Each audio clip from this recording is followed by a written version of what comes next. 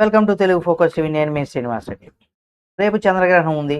దాని ఎఫెక్ట్‌తో హోలీ గూడా ఉంది కాబట్టి, మరి హోలీ రంగులు చల్లుకోవచ్చా చంద్రగ్రహణం రోజున?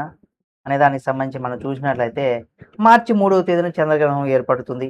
కాబట్టి ఆ రోజున రంగులు చల్లుకోవడం కోసం చేయకూడదని, అంటే రంగులు చల్లుకోవడం చేయకూడదనేసి కూడా జ్యోతిష నిపుణులైతే హెచ్చరిస్తున్నారు.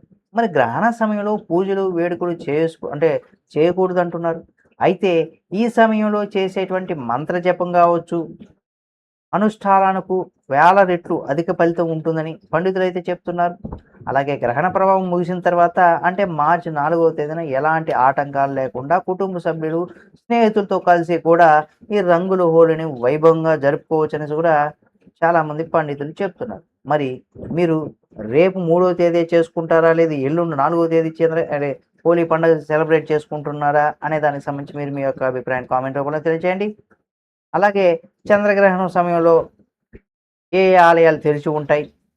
అలాగే చంద్రగ్రహణం రోజున మనకి అసలు ఎలా సంభవిస్తుంది? ఎందుకు చంద్రగ్రహణం సంభవిస్తుందనే దానికి సంబంధించి కూడా మన ఫస్ట్ గురు టీవీ ఛానల్‌లో 2 వీడియోలు కూడా ఉన్నాయి. కాబట్టి తెరిచి ఉండేటువంటి ఆలయాలు ఎలా సంభవిస్తుందనే దానికి సంబంధించి 2 వీడియోలు మన ఫస్ట్ గురు టీవీ యూట్యూబ్ ఛానల్‌లో ఉన్నాయి కాబట్టి వాటిని చూస్తే మీకు అర్థమవుతుంది. ఆ వీడియోలు కూడా మీకు నచ్చుతాయని భావిస్తున్నాను. లైక్ చేసి, షేర్ చేయండి, కామెంట్ చేయండి. మరిన్ని వీడియోల కోసం మన Telugu focus TV channel subscribe చేసుకొని పక్కనే ఉన్న బెల్ బటన్ ఒకటి మాత్రం మర్చిపోకండి.